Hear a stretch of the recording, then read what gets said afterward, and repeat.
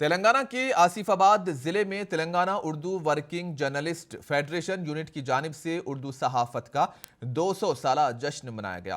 اس موقع پر اردو میڈیا کی جانب سے اردو صحافت کی 200 سالہ تاریخ اور مستقبل پر روشنی ڈالی گئی۔ اس موقع پر TUWJF کے ڈسٹرکٹ باڈی کے انتخابات ہوئے۔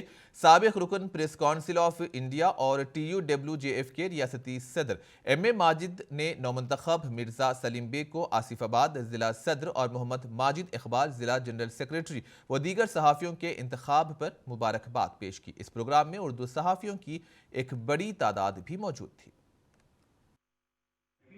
اردو کی شمع ہر جگہ سے جو ہے جل رہی ہے، اردو کی شمع جل رہی ہے، اور آپ لوگ خاص کر اس علاقے کے لوگ قابل مبارکباد ہیں۔